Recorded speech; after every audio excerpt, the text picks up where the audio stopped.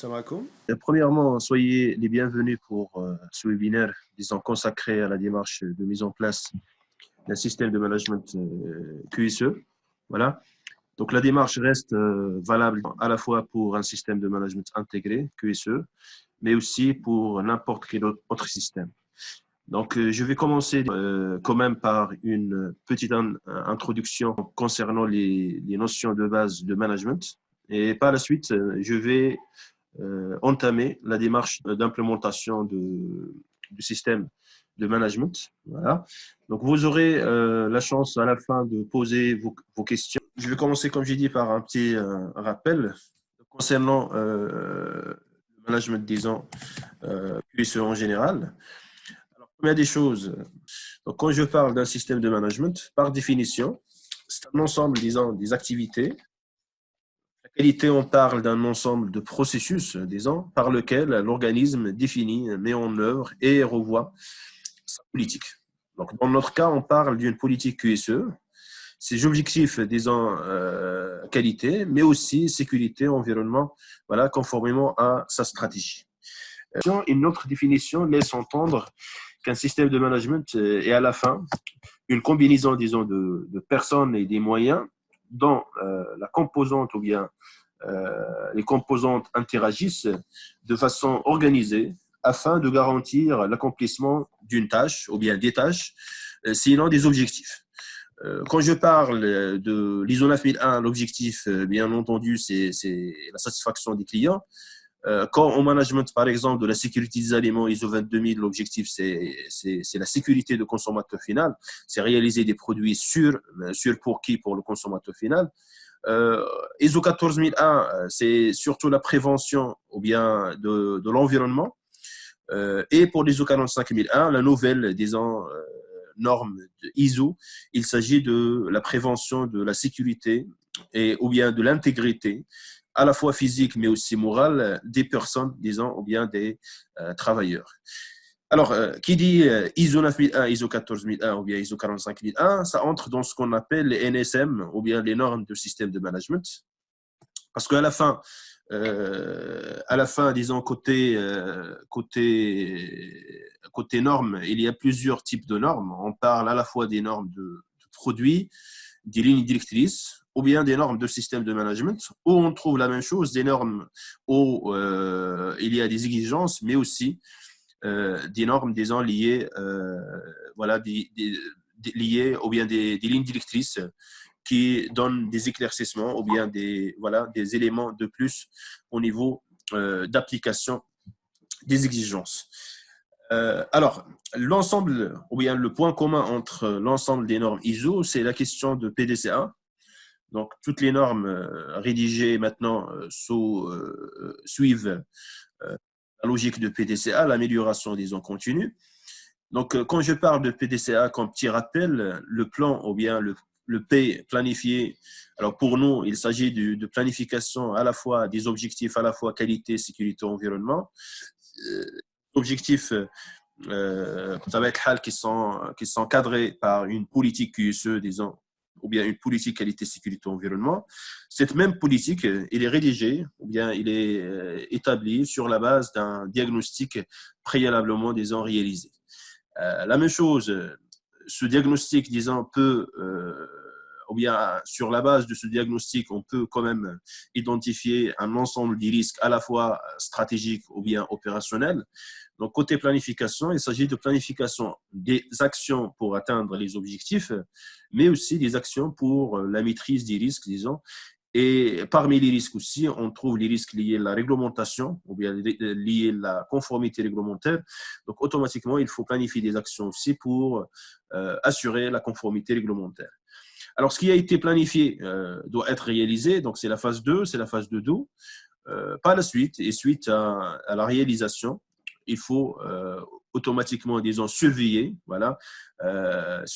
les opérations, que ce soit les opérations liées à la réalisation d'un produit ou bien un service, ou bien les activités qui ont un lien avec des aspects environnementaux significatifs ou bien des impacts environnementaux significatifs, ou bien qui génèrent des risques en matière de la santé et la sécurité au travail.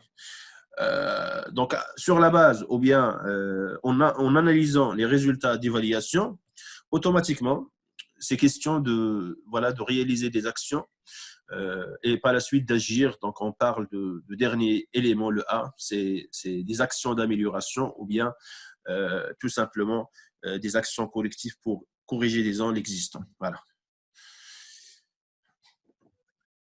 Alors, la particularité, disons, maintenant de la nouvelle structure, on parle de l'annexe SL de l'ISO qui a présenté ou bien qui a tout simplement voilà, la nouvelle structure HSL. Donc, la bonne chose, c'est que toutes les normes ISO, maintenant, ils sont rédigées en utilisant le même plan ou bien le même cadre, 10 chapitres, disons, standards. Les 3 premiers chapitres, ça reste des chapitres disons, de cadrage, tout simplement. On parle de domaine d'application. Et par défaut, quand je parle de la qualité et la sécurité de l'environnement, le domaine d'application, il est simplement général ou bien large. C'est-à-dire que les 3 référentiels, ce sont ce qu'on appelle des normes générales. Il peut s'appliquer à n'importe quelle activité de produit ou bien de réalisation de produits ou bien de services, de petite taille ou bien de grande taille. Il n'y a aucune différence. Des références normatives, donc c'est la base, disons, la base technique des normes, mais par la suite, quelques définitions, tout simplement quelques termes et définitions. Alors, la même chose au niveau d'un système de management intégré, c'est que les 3 normes, à la fin, utilisent pratiquement le même vocabulaire. Donc, il n'y a pas vraiment une différence entre la qualité et la sécurité de l'environnement, à part quelques mots-clés. Sinon le vocabulaire reste le même pratiquement. Alors, planifier des actions, comme j'ai dit, planifier des actions qui sont reposées, ou bien pour atteindre des objectifs qui sont reposés à un diagnostic. Donc, automatiquement, la nouveauté au niveau de l'ensemble des normes, c'est l'introduction d'un chapitre 4, voilà, qui traduit ou bien qui exige la réalisation de ce diagnostic proprement dit. Donc, il faut commencer par connaître le contexte de l'organisation, côté qualité, sécurité, environnement. Et quand je parle du contexte, c'est à la fois les enjeux liés à votre activité, mais aussi, bien entendu, les besoins et les attentes des parties intéressées. Alors, une fois le diagnostic réalisé, l'entreprise, ou bien sur la base de ce diagnostic, la direction doit quand même établir ou bien une politique qui traduit ses orientations stratégiques, c'est le 5, et aussi définir la responsabilité ou bien les responsabilités de chacun au niveau du système de management. Donc, responsabilité et autorité, je peux dire que le 4 et 5, c'est-à-dire le chapitre 4 et 5, c'est une préparation du terrain, tout simplement pour la planification.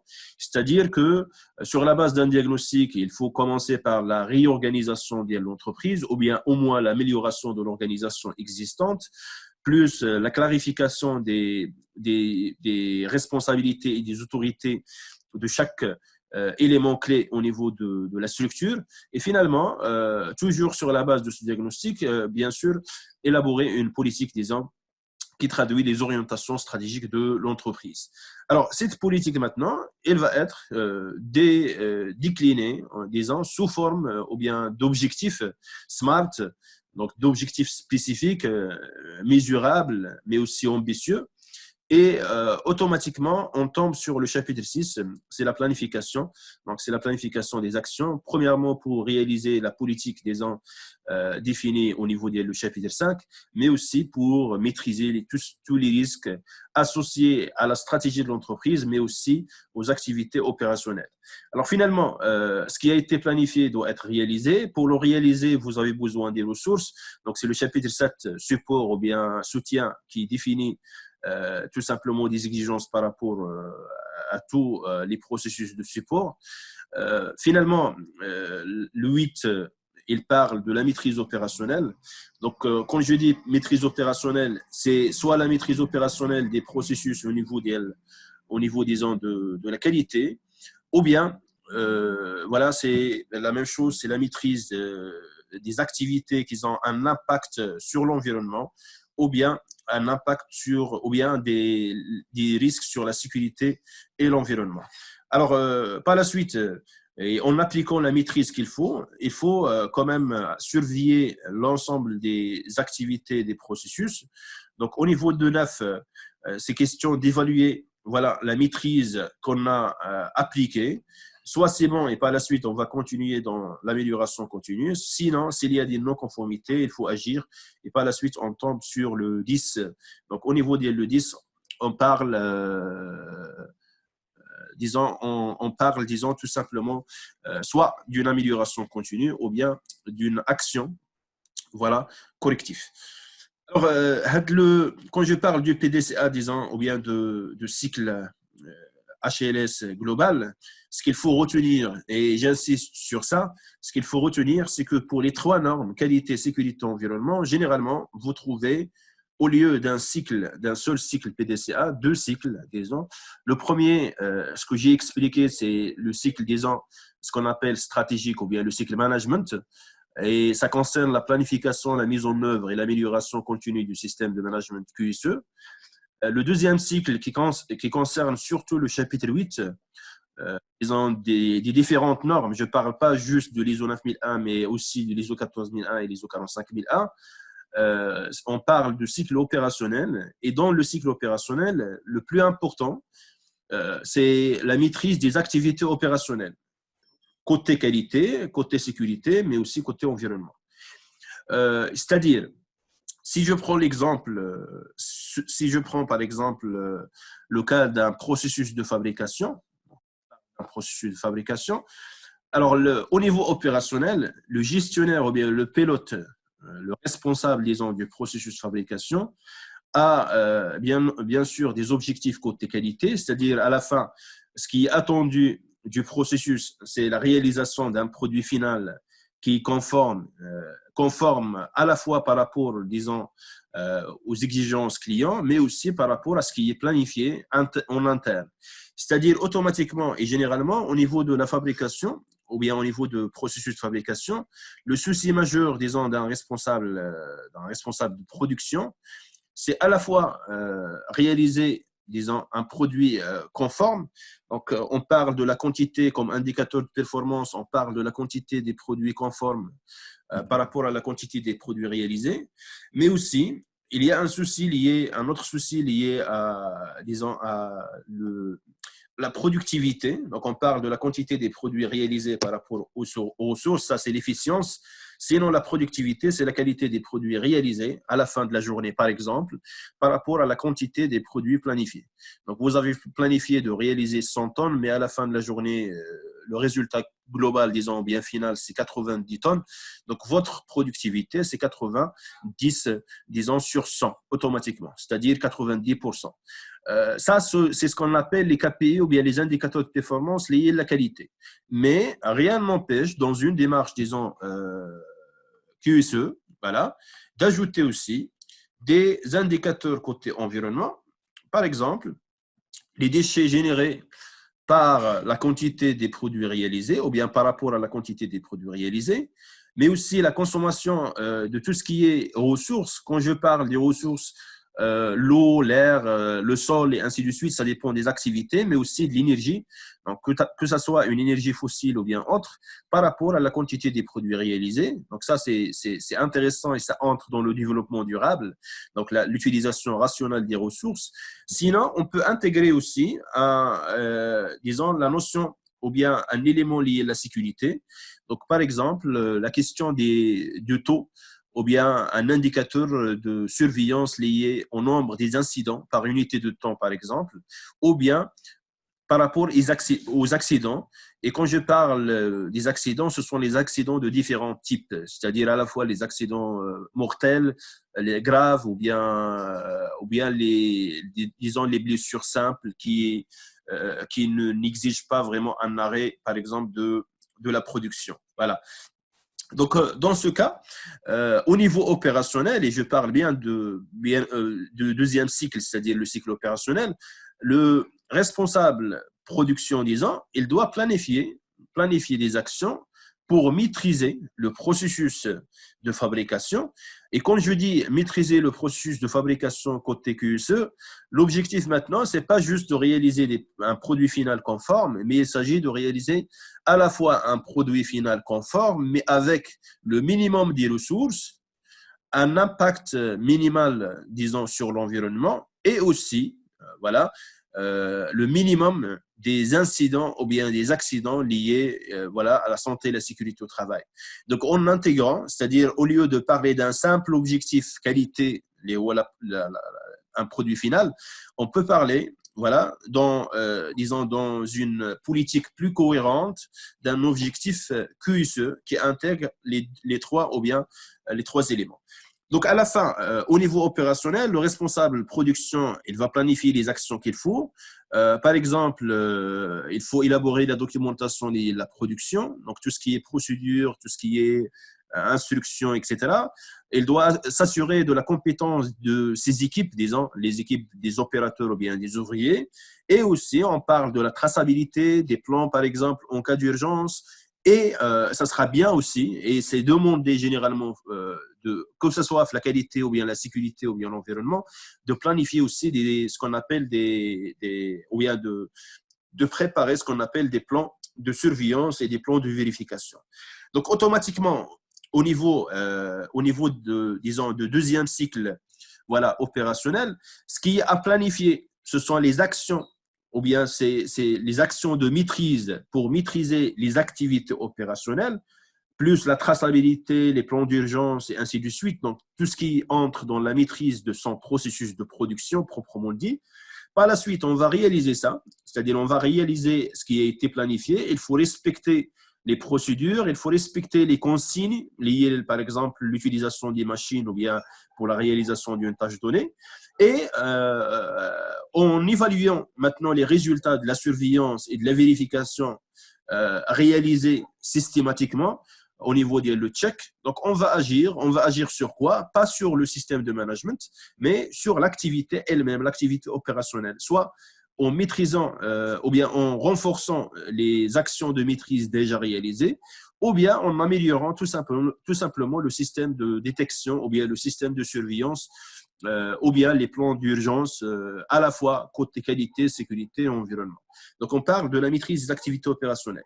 Alors, malheureusement, au niveau des normes, au niveau des trois normes, vous n'allez pas, disons, trouver une distinction claire et explicite entre les deux cycles. Donc, la norme ISO 9001, 14001 et 45001, il parle tout simplement d'un cycle PDCA, mais il faut faire la différence. Donc, ce deuxième cycle est surtout appliqué au chapitre 8, donc c'est-à-dire la question de la maîtrise opérationnelle. Voilà. Donc, dans ce contexte, disons, que j'ai détaillé, on peut, disons, parler des intérêts. Voilà. Et d'ailleurs, d'après l'exemple, je pense que vous avez constaté l'intérêt d'une démarche QSE. Premièrement, il y a un intérêt organisationnel, dans le sens, comme j'ai dit, que l'entreprise peut avoir, disons, une vision globale voilà, de l'utilisation dans son système de management, disons, QSE. La même chose, ça permet, disons, et ça favorise une cohérence globale de système de management. Et autre chose, côté organisationnel, ça facilite et ça simplifie la gestion du système de management intégré. Il y a une différence entre, disons, trois normes avec trois systèmes, disons, séparés au niveau d'une structure et avoir la même structure, ça simplifie largement, voilà, et nettement la gestion des systèmes. La même chose, côté, par exemple, que ce soit au niveau de la qualité ou bien la sécurité de l'environnement, on cite ou bien on parle au niveau du chapitre 8 de la gestion des modifications. Donc, ça sera bien la même chose. Si jamais, par exemple, l'entreprise a planifié une modification qui touche soit un processus de réalisation, disons proprement dit, ou bien à la fois les processus de support, il faut disons, étudier l'intégrité du système, pas seulement de point de vue qualité, mais de point de vue, bien sûr, QSE, disons, voilà, dans une démarche de management intégré. Le deuxième intérêt, c'est un intérêt humain et relationnel, euh, parce qu'à la fin, un système de management intégré, la même chose, ça va faciliter la communication interne. Donc la communication, ou bien on peut élaborer un seul plan de communication qui est cohérent où on parle à la fois des questions liées à la qualité, mais aussi à la sécurité de l'environnement. La même chose, question d'image, ça va générer par rapport aux fournisseurs et par rapport aux parties intéressées une meilleure, disons, image de marque pour l'entreprise. Et finalement, ça va améliorer nettement la relation de la société ou bien de l'organisme avec ses parties intéressées. Surtout que la gestion ou bien l'écoute des parties intéressées et l'identification de leurs besoins, maintenant, c'est une exigence au niveau du chapitre 4, à la fois pour l'ISO 9001, mais aussi pour les autres normes, donc ISO 14001, ISO 45001. Troisièmement, un intérêt financier, dans le sens que, voilà, disons, un système de management intégré, il va mener à la fin une gestion raisonnée, disons, des moyens. Je parle à la fois des moyens humains, mais aussi des moyens techniques, voilà, et à la fin une rationalisation côté ressources.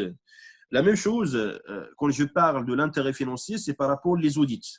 Donc, un audit QSE, disons, il est pratiquement, c'est mieux de faire un audit QSE intégré, voilà, côté financier, que réaliser 3 audits, par exemple, séparés. Donc, à la fin, un audit de certification QSE, il peut demander, je donne un exemple, pour une entreprise, par exemple, moyenne, 4 jours, par exemple, d'audit pour l'ensemble, c'est-à-dire qualité, sécurité, environnement.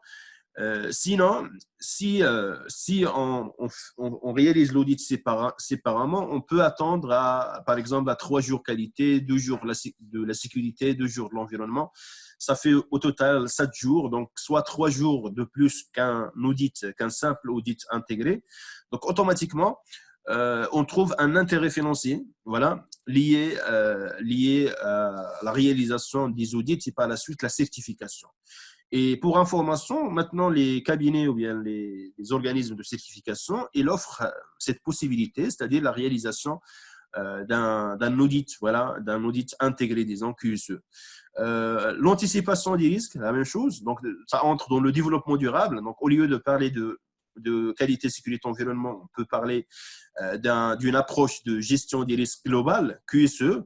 On peut ajouter aussi le volet, disons, le volet social, même si normalement il fait partie de la santé et la sécurité au travail, mais on peut plus ou moins, c'est-à-dire travailler de plus sur le social et par la suite viser ce qu'on appelle le RSE, donc c'est-à-dire la responsabilité sociétale des entreprises, ça sera bien. Alors finalement, pour moi, comme intérêt disons, de la démarche d'intégration QSE, il y a un intérêt important, bien un élément important lié au système documentaire. Généralement, au niveau des systèmes de management, on trouve des difficultés à gérer la documentation. Il faut imaginer maintenant que vous avez 2 services ou bien 2 process avec un système avec deux ou bien 3 systèmes documentaires séparés. Donc, la meilleure des choses, ça sera d'essayer d'intégrer aussi la documentation dans la mesure où la majorité des procédures ou bien des documents, voilà, sont pratiquement les mêmes. À savoir, par exemple, on peut rédiger une même procédure ou bien une même par exemple, procédure d'audit interne, de la gestion des non-conformités, de la gestion des réclamations. La même chose, on peut, au lieu de rédiger plusieurs manuels, rédiger un seul manuel QSE, même si cela n'est pas demandé explicitement dans les normes, mais ça reste une bonne pratique. La même chose, une seule politique, un seul plan, disons, de formation qui intègre à la fois les volets de qualité, sécurité, environnement, et par la suite, ça améliore rapidement et ça simplifie votre système de documentation. Donc, grosso modo, c'est les intérêts, les grands éléments, disons, liés qui favorisent un système de management intégré QSE.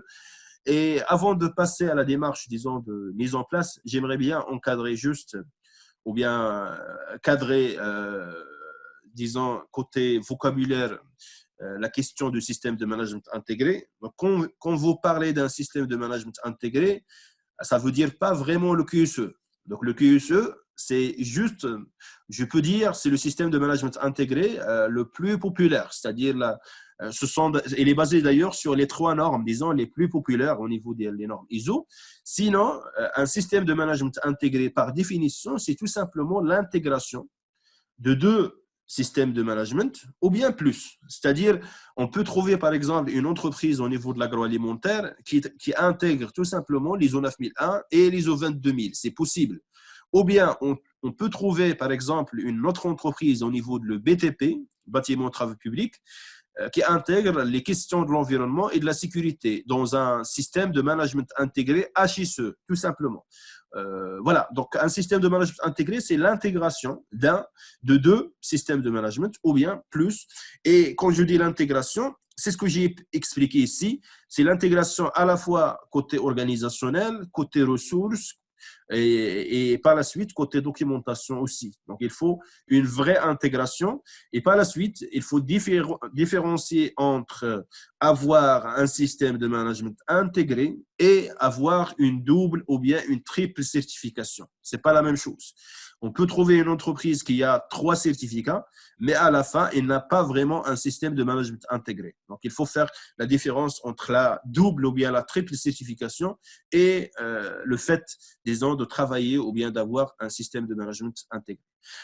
Donc, après cette première introduction, je vais m'attacher, disons, à quand même détailler, disons, la démarche générale de mise en place d'un système de management à la fois qualité, mais aussi sécurité environnement.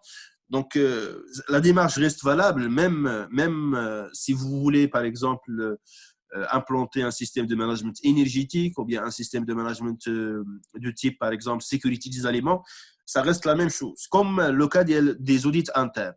Donc, une démarche QSE à la fin, il touche au cours des ans de l'organisation. Il s'agit, voilà, de passer d'une situation actuelle A à une situation souhaitée et préalablement, disons, définie B. Dans notre cas, par exemple, le B, c'est avoir un système de management intégré, QSE, voilà, ou bien tout simplement un système de management soit de type ISO 9001 ou bien 14001, qui est conforme quand même, disons, aux dispositions des normes et deuxièmement, qui est mis en œuvre. Donc, c'est-à-dire qu'on cherche, par exemple, à avoir à la fin une reconnaissance externe, une certification. Alors maintenant, dans la démarche QSE, il faut faire une distinction, voilà, entre, ou bien par rapport surtout à la situation actuelle A. Donc, au niveau de la présentation, je fais une présentation générale de la démarche, mais il faut noter que ou bien la démarche change selon l'état des lieux ou bien selon la situation actuelle. Parce que, par exemple, si on veut, disons, si on veut travailler sur une démarche qualité ou bien QSE, première des choses, je réalise le diagnostic et on peut au moins différencier entre 2 types de sociétés. Une société, par exemple, qui n'a rien par rapport au système de management, c'est-à-dire ni organisation, ni documentation, ni rien du tout. Une société, disons, qui en arabe, donc il n'y a aucune vision ni rien du tout. Donc la première des choses ici, et avant même de penser, disons, à une certification ou bien autre, il faut commencer par l'amélioration de la situation actuelle, l'amélioration de l'organisation du produit ou bien de la qualité du produit, des services et ainsi de suite. Et une fois vous avez une organisation plus ou moins, disons, pertinente, alors là, on peut passer ou bien on peut, disons, penser à une certification ou bien à une mise en place d'un vrai système de management. Sinon, le cas 2, ou bien, disons, pour la situation actuelle, c'est le cas des entreprises qui ont déjà un système de management fonctionnel, plus ou moins répondant, disons, aux exigences de l'ISO 9001. Et par la suite, le diagnostic pour ce cas, c'est comme un audit interne, un premier audit. Voilà. Donc, c'est-à-dire au niveau des entreprises qui ont déjà un système de management au niveau fonctionnelle plus ou moins, on peut tout simplement faire un diagnostic en utilisant la fameuse ou bien checklist ou bien les fameuses checklists côté ISO 9001 ou bien 14001 et 45001 pour identifier tout simplement les points de différence entre ce qui est existant et ce qui est attendu. Pour le premier cas, où il n'y a rien, il faut juste un diagnostic global pour tirer ou bien pour sortir avec, disons, un résultat comme on peut utiliser comme moyen le SWOT, c'est-à-dire tout simplement les forces, les faiblesses de la société, que ce soit en interne ou bien les menaces et les opportunités liées aux enjeux externes. Donc, on peut réaliser tout simplement un diagnostic global sans parler de la conformité par rapport au Nord. Voilà. Donc, disons, les objectifs internes d'une démarche QSE, c'est premièrement réduire le dysfonctionnement QSE, réduire les coûts de non-qualité, voilà, et augmenter les marges. Alors, quand je parle des coûts de non-qualité, je parle d'une façon générale à la fois les coûts liés à la qualité, mais aussi les coûts liés à la sécurité et l'environnement. Alors, je donne un exemple. Quand je parle des coûts de non-qualité, il s'agit des coûts de non-qualité internes ou bien des coûts de non-qualité externes. Donc, supposons que vous avez, par exemple, vous avez réalisé des produits non conformes, automatiquement, ces produits sont soit il s'agit des produits, disons, des rebuts ou bien des déchets, et par la suite, vous avez une perte liée au coût de la production, une perte liée au coût de la matière première et une autre perte, disons, supplémentaire pour la gestion des déchets, par exemple, parce qu'à la fin, il s'agit d'un déchet et parfois, et surtout au milieu industriel, on parle, maintenant, le côté agroalimentaire, on parle d'un déchet dangereux. Donc, automatiquement, et d'après la réglementation des zones nationales, automatiquement, il faut une bonne gestion en respectant les règles. Donc, il faut un coût supplémentaire. La même chose, si vous avez un produit non conforme, mais que vous pouvez corriger avec un réusinage ou bien une correction, donc automatiquement, ça génère un coût. Mais la même chose au niveau de la sécurité. Donc, si vous avez un accident avec un arrêt de travail, automatiquement, ça génère un coût interne. Voilà. Et un accident de travail grave peut générer aussi des coûts de non-qualité externe. Exemple de retard, par exemple, le retard dans la livraison des produits ou bien la réalisation des services. Et par la suite, on parle de coûts de non-qualité externe. Quand je dis externe, ça veut dire qu'il est senti ou bien que l'impact touche, voilà, ou bien les effets disons, de ce problème touchent directement le client ou bien les parties intéressées externes. Par exemple, un client non satisfait, soit il va réclamer, et sinon, il va carrément appliquer des pénalités parfois, ça dépend des marchés. Sinon, il y a une possibilité, et ça c'est plus grave, de perdre carrément le client. Sans parler aussi des retours, par exemple, le cas où on livre un produit non conforme et il est retourné par le fournisseur externe. Donc, généralement, les coûts liés à la logistique, donc c'est l'entreprise qui va s'en charger de ces coûts. Voilà.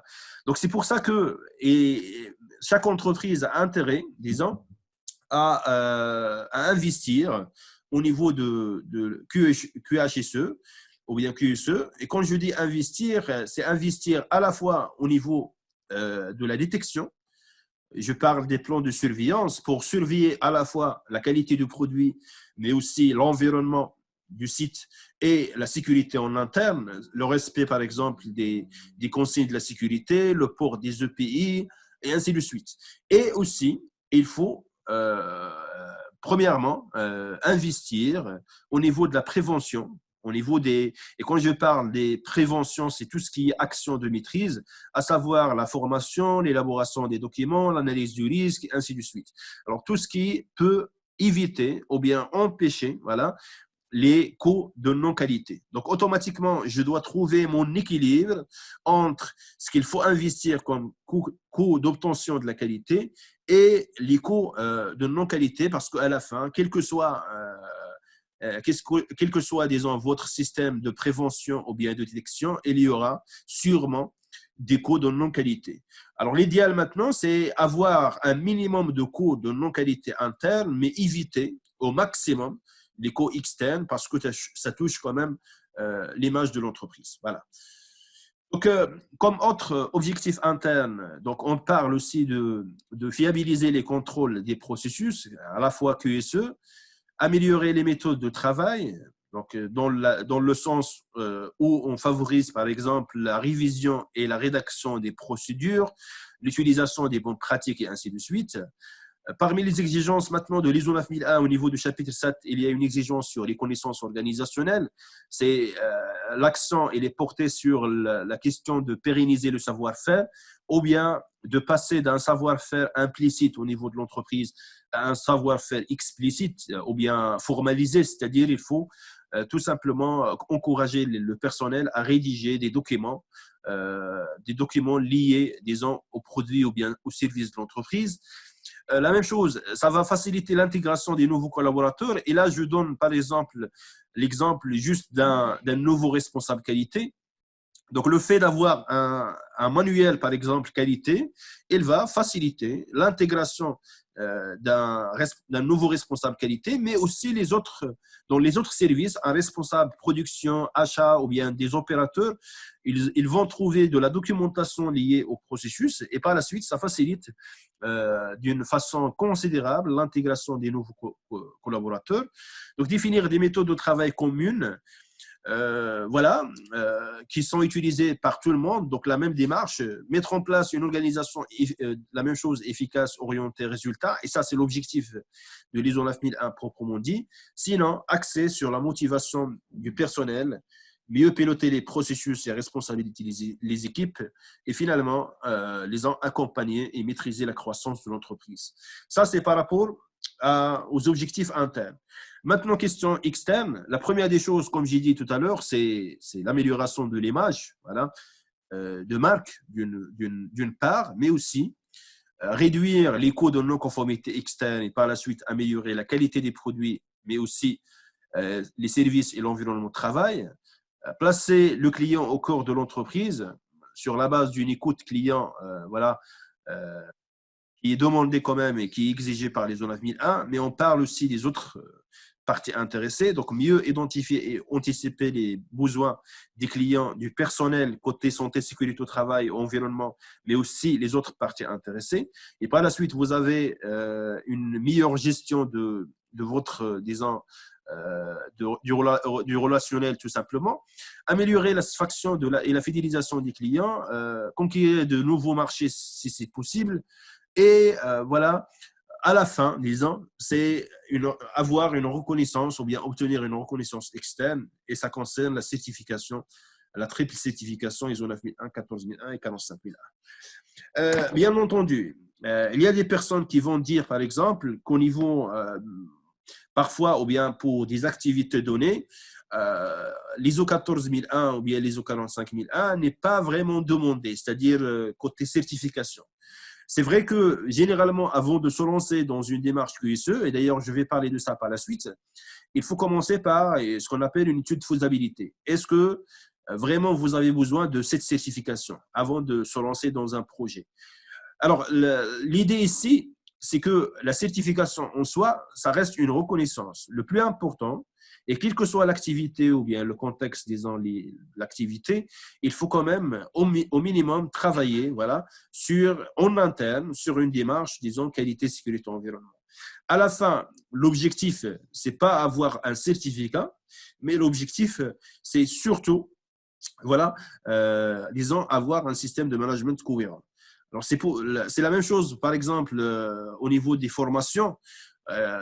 On trouve beaucoup de personnes qui s'intéressent surtout aux attestations ou bien aux certificats, mais le plus important dans une formation, par exemple, c'est bien sûr c'est l'amélioration de la compétence des participants ou bien des intéressés, voilà, au-delà d'une simple attestation ou bien certification. Alors, tout ça, c'est bien, c'est-à-dire au niveau interne et au niveau externe. Malheureusement, il y a quand même des obstacles. Des obstacles côté, le premier qu'on trouve généralement, c'est la résistance au changement.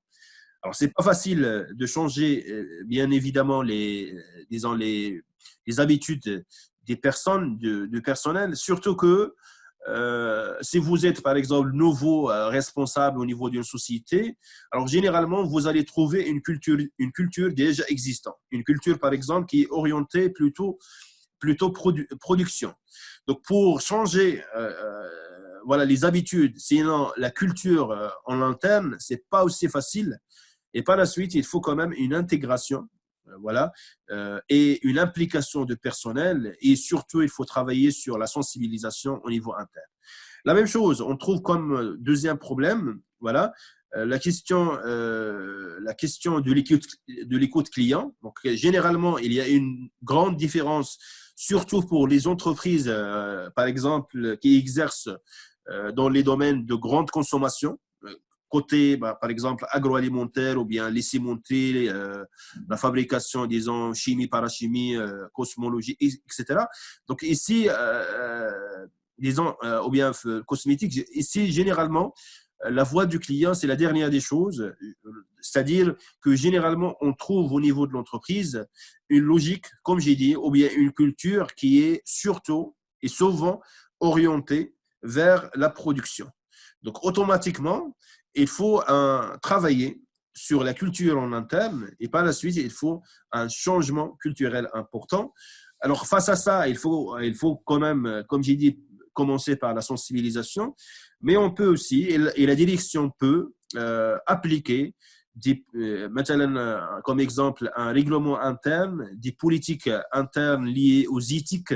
On parle des éthiques de travail, ou bien des politiques, par exemple, surtout pour les secteurs de transport, ou bien, c'est-à-dire les activités de logistique, transport, ou bien que ce soit de personnel ou bien des marchandises, ça sera bien d'appliquer aussi des politiques de type anti-drogue, anti-alcool. Dans l'agroalimentaire, une politique, par exemple, anti-fraude ou bien anti-corruption, ça sera intéressant.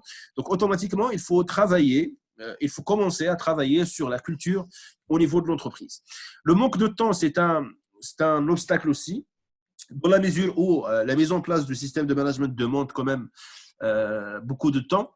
Donc, ça dépend de la charge ou bien ça dépend de la situation interne.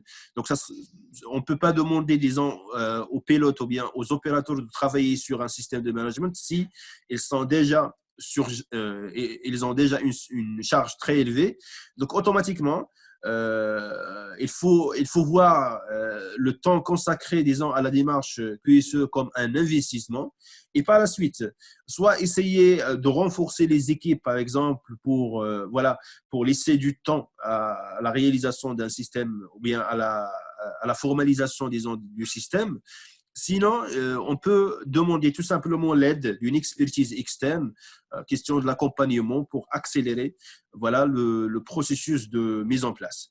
Alors, parmi aussi les obstacles, on trouve les outils de la démarche QSE. C'est pour ça d'ailleurs, dans mes formations, je recommande, disons, aux participants de travailler en plus de la qualité ou bien normatif sur les outils, disons, qualité ou bien les outils de la démarche, la même chose QSE, ça reste les mêmes outils.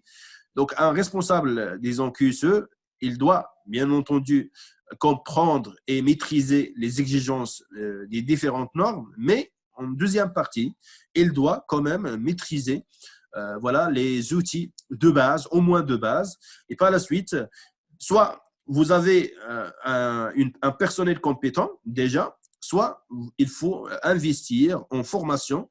Et d'ailleurs, généralement, après le diagnostic, c'est parmi les premières actions qu'il faut faire, donc réaliser des actions dans le sens d'amélioration de la compétence. Alors, la taille de l'entreprise aussi, parfois, disons, il est compté comme des obstacles. Donc, généralement, il y a une mauvaise compréhension de la démarche, disons, et par la suite, on peut, disons, estimer que la démarche est plutôt réservée aux grandes sociétés, ce qui est faux. Donc, une démarche QSE, on peut l'appliquer aussi bien pour une grande société, pour un industriel, mais aussi pour une petite société. Le statut public, parce que malheureusement, c'est rare qu'on trouve des établissements publics qui sont certifiés.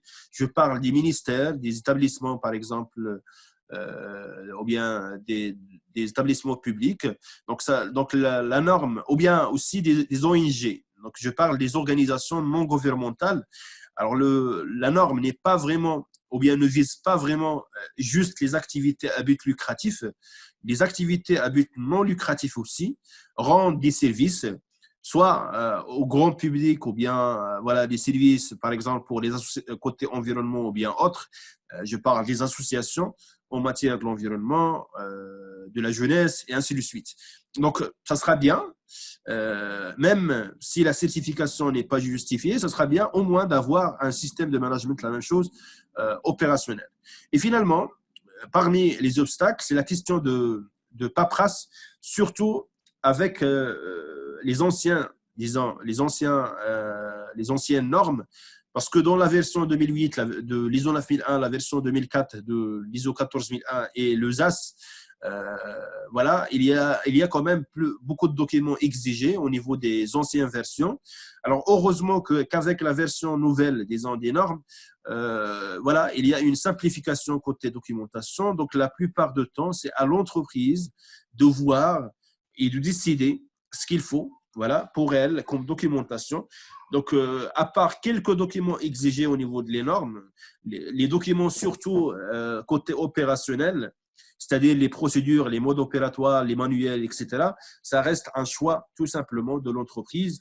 Et en plus, la norme ISO 9001 surtout, il dit comme quoi ce qui est exigé, c'est juste le minimum côté documentation. Donc, il ne faut pas voir trop de documents au niveau interne. Voilà. Alors, question de coût, avant de détailler la démarche, question de coût d'une certification, ça diffère selon le modèle choisi et selon la taille de l'entreprise et en plus selon l'existant. Généralement, pour une petite PME, je parle du contexte national au niveau Maroc, c'est entre 40 000 et 100 000 dirhams, entre 4 000 disons, euros et 10 000 euros disons, pour la première année, mais par la suite, ça va être entre 10 000 à 30 000. Je parle bien des petites entreprises, voilà, les moyennes.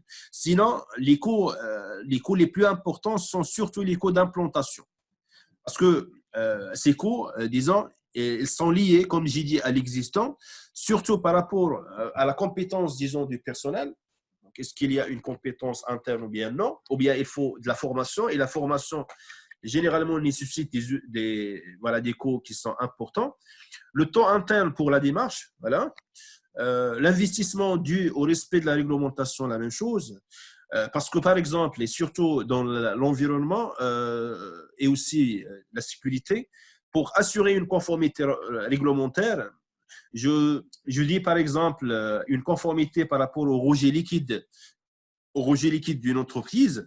Généralement, la solution, c'est investir dans une station de traitement des eaux ou bien au moins une station de pré-traitement.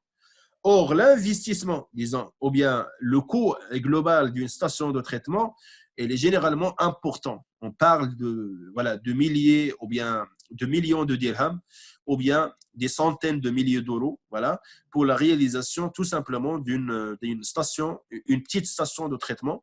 Et par la suite, voilà.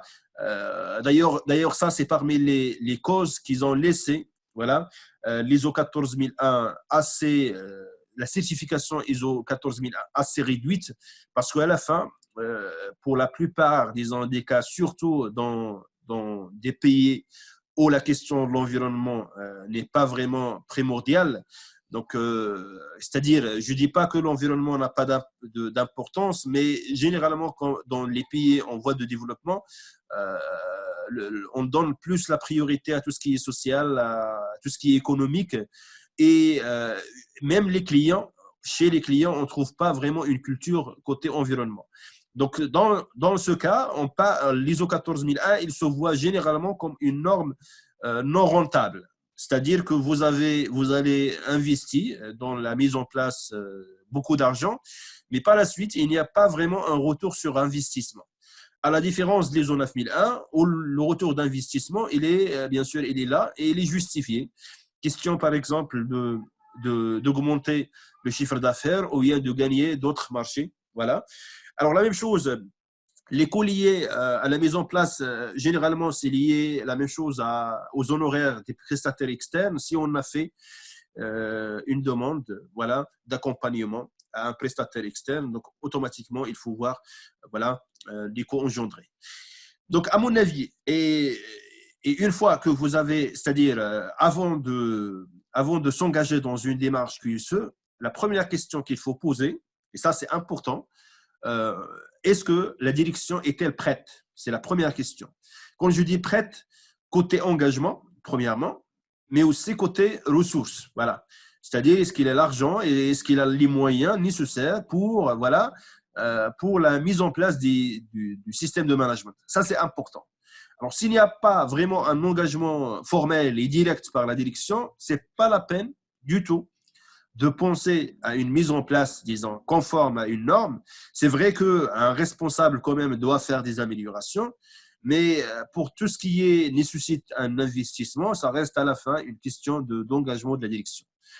Alors, la deuxième question à poser, une fois la direction est prête, avant de penser à une mise en place d'une norme donnée, comme j'ai dit tout à l'heure, la première des choses, il faut commencer par l'existant, c'est-à-dire est-ce que notre organisation ou bien notre société est-elle prête elle-même pour la mise en place, côté organisationnel, c'est-à-dire côté qualité des produits, environnement interne, et ainsi de suite.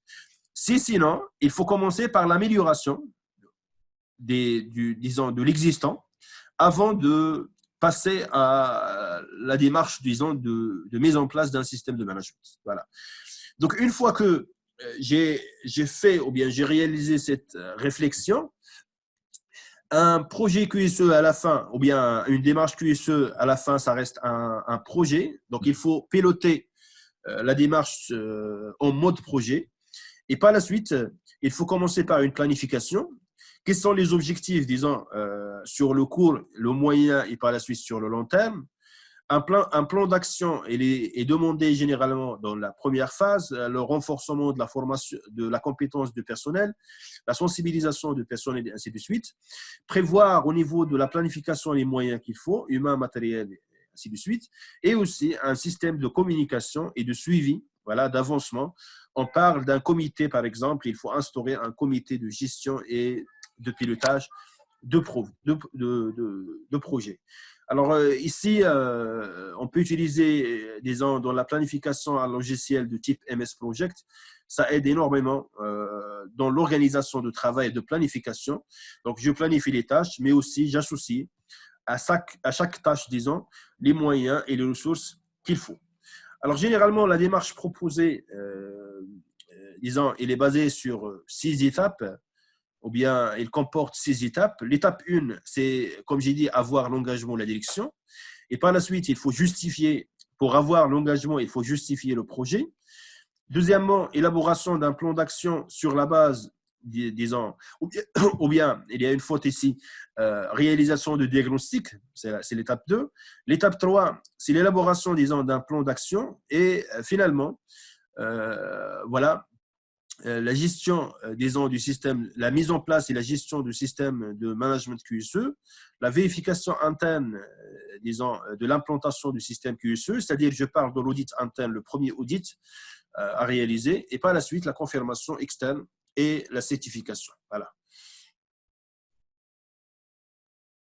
Donc, comme j'ai dit, l'étape 1, donc on doit avoir, disons, on doit pouvoir convaincre la direction sur la nécessité du changement en interne. Et ici, la meilleure façon pour convaincre la direction, c'est faire des estimations sur les gains. Et je parle bien des gains chiffrables.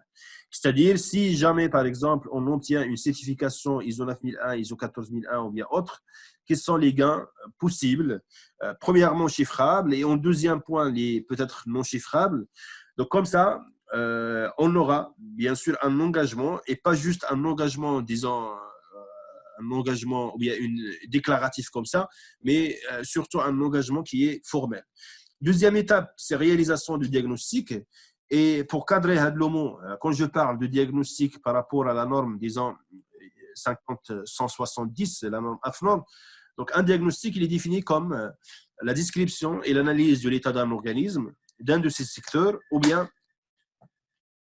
d'une de ces activités en matière de QSE réalisées à sa demande, c'est-à-dire à la demande de la direction et à son bénéfice, voilà, en vue d'identifier surtout ces points et ces insuffisances et de proposer des actions d'amélioration. Voilà, en tenant compte son contexte interne et externe, côté technique, économique et humain.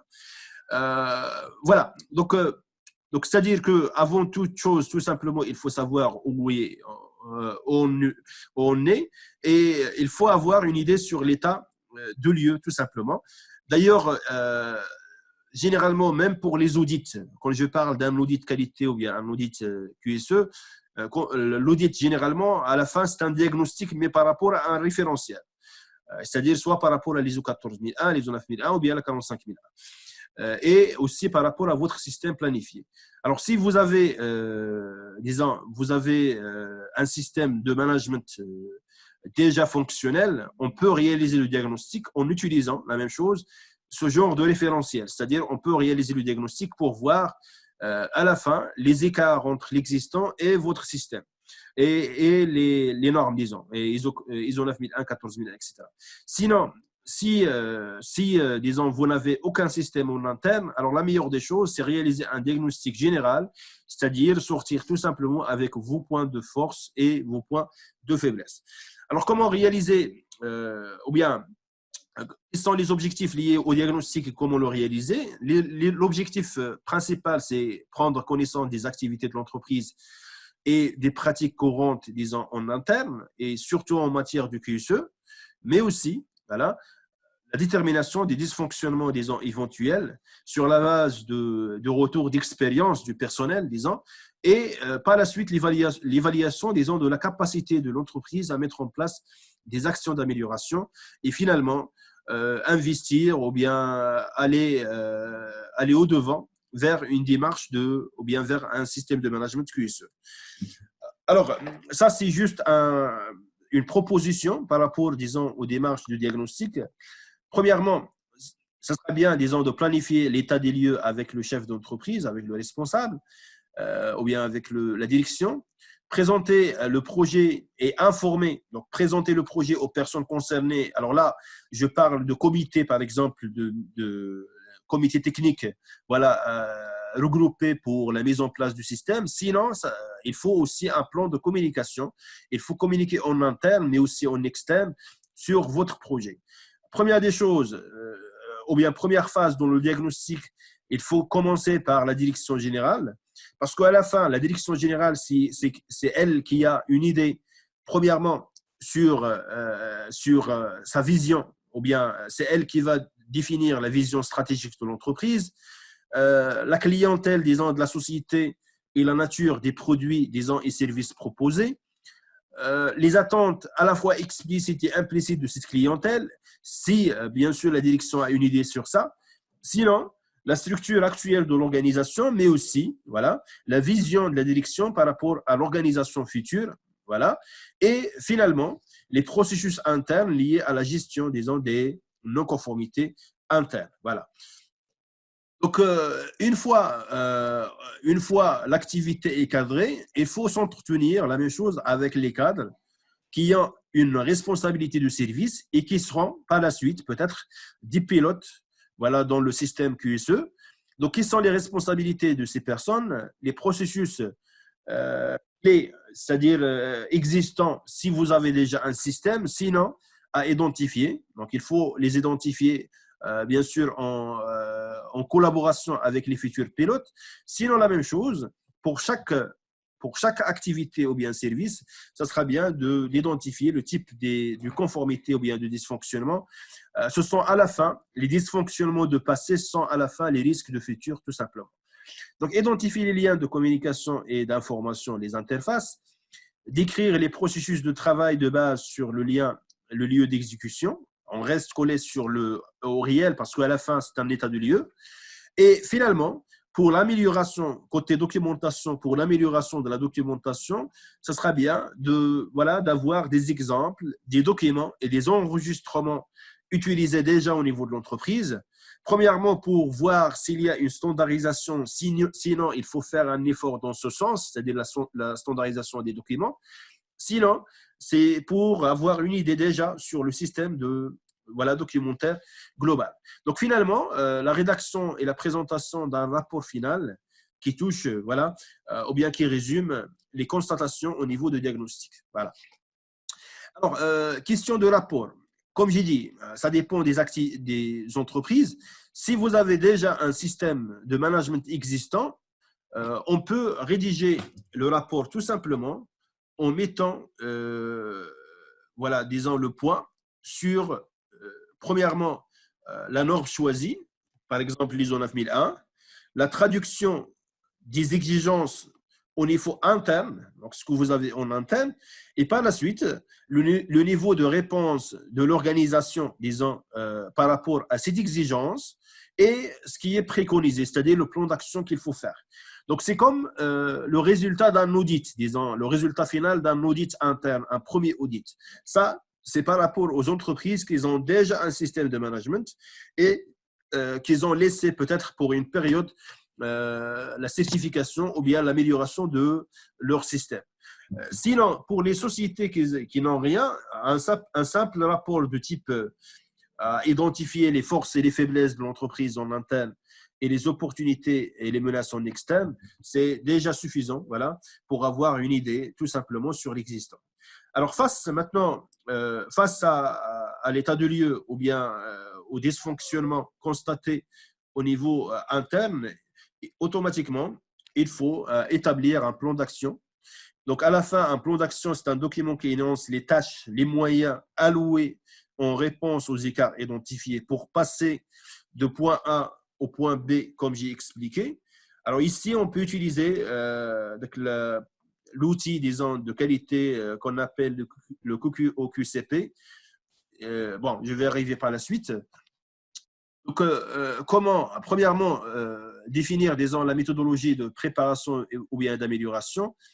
Et deuxième des choses, la constitution de structures, disons une structure QSE par exemple, ou bien une organisation interne qui est chargée de concevoir, lancer et par la suite mettre en œuvre et développer le système QSE.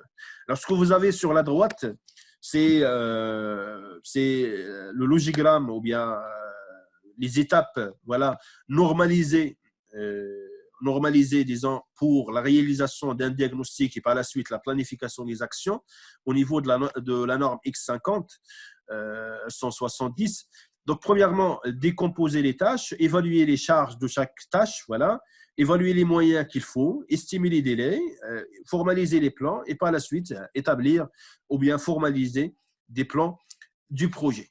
Alors, le plus important par rapport à la planification, disons, des actions, c'est que les actions, et malheureusement, ça, c'est parmi les erreurs commises généralement au niveau de la mise en place des systèmes de management, les actions ne doivent pas porter seulement sur la documentation des systèmes, mais à la fois pour l'amélioration de la qualité du produit, l'amélioration, disons, de la productivité, à savoir éliminer les gaspillages côté temps, énergie, matière, etc.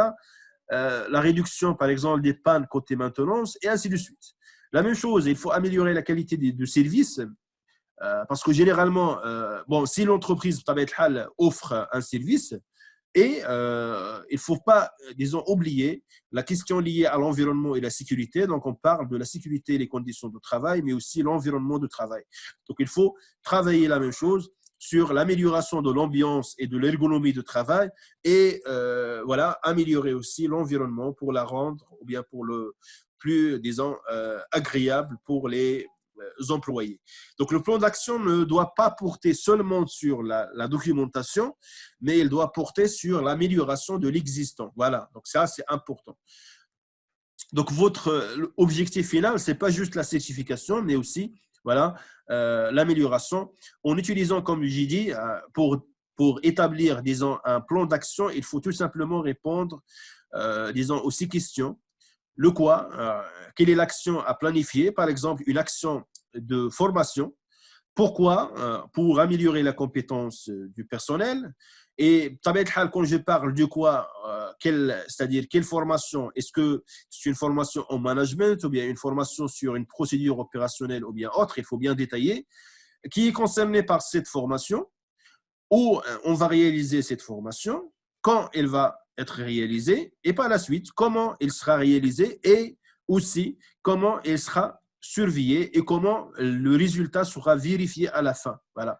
Le pourquoi côté formation, c'est pour l'amélioration tout simplement de la compétence des personnes.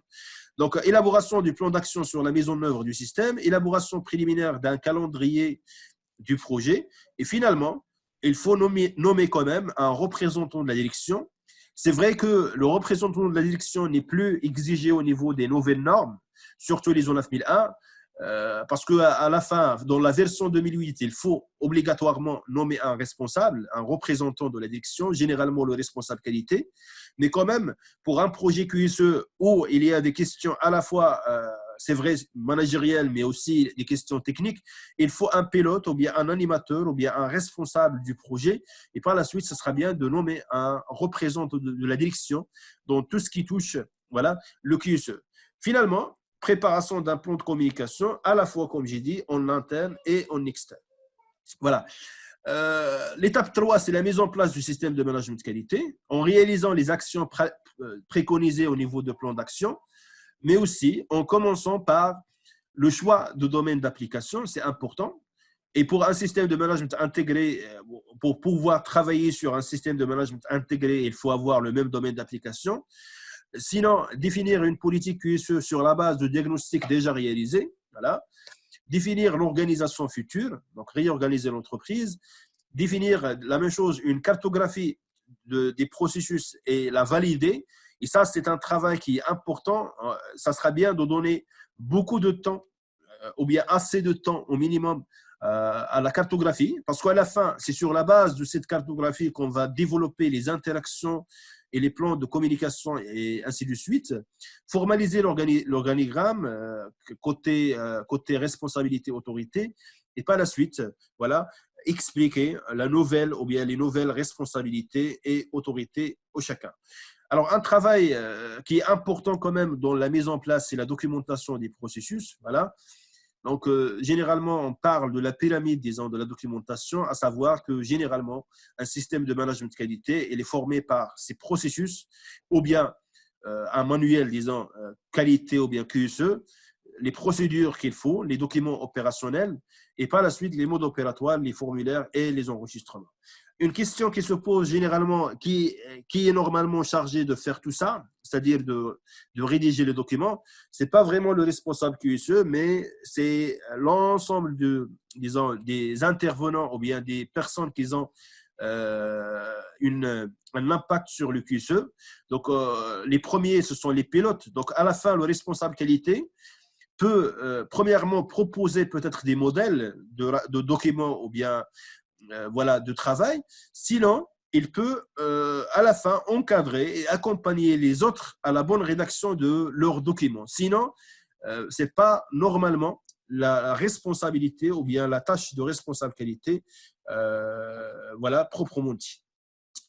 Alors, finalement, une fois vous avez le système documentaire, il faut le faire vivre. Donc, on parle de la gestion de système de management QSE, c'est-à-dire côté terrain maintenant, la formalisation des enregistrements QSE, voilà.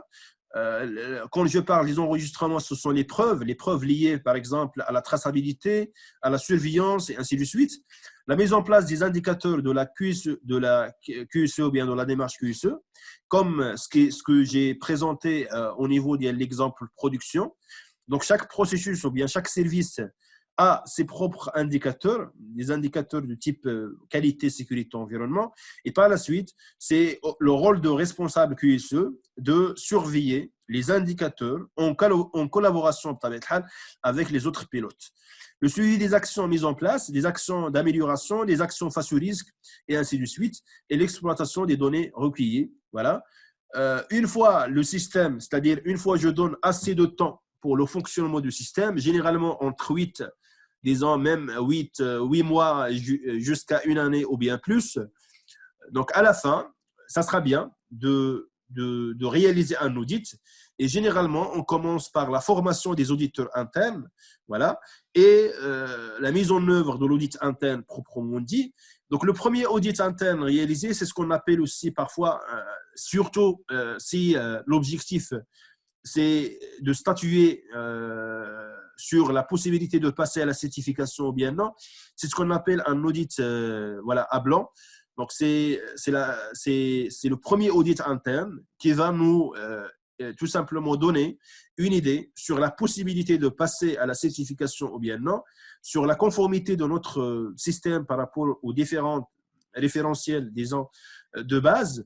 Et si jamais le tout passe bien, donc automatiquement d'AXA, je peux commencer par choisir, disons, l'organisation ou bien l'organisme certificateur, voilà, et réaliser à la fin l'audit de certification et la préparation, voilà. Donc, quand je parle de la certification, généralement, pour l'ISO, on parle d'un cycle de 3 ans. Donc, vous aurez besoin d'un audit de certification au départ. Donc, il faut préparer quand même le premier audit, disons, de certification. Mais généralement, au minimum, une fois par année, vous avez un audit de surveillance sur un cycle de 3 ans.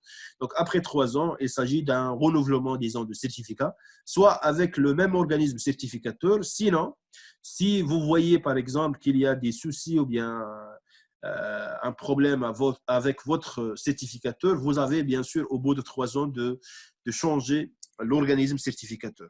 Donc, au global, je peux résumer, disons, cette démarche-là, la démarche de mise en place dans ce schéma des ans. Donc, premièrement, l'état de lieu. Deuxièmement, la définition des rôles, la planification du système, l'animation de vie du système et par la suite, l'audit et la revue de systèmes existants ou bien du système planifié. Et finalement, et si tout passe bien, la certification voilà, du système et la réalisation à la fin d'un bilan de projet. Ça sera bien de réaliser un bilan de projet, disons, de mise en place. Ça entre dans la capitalisation de savoir parce que peut-être que l'entreprise par la suite aura besoin d'ajouter un autre certificat ou bien de travailler sur une labellisation ou bien autre. Donc, ça sera bien de prendre les leçons voilà, des anciens projets et par la suite, la réalisation d'un petit rapport voilà, d'un rapport voilà, encadrant le projet dans sa globalité. Donc finalement, voilà, donc, je pense qu'on a, disons, bouclé disons, la démarche de mise en place. Donc voilà, premièrement, je vous remercie pour votre assiduité. Sinon, s'il y a des questions, voilà, soit vous pouvez, je vais activer le son, vous pouvez intervenir directement, soit vous pouvez laisser des messages, par exemple, au niveau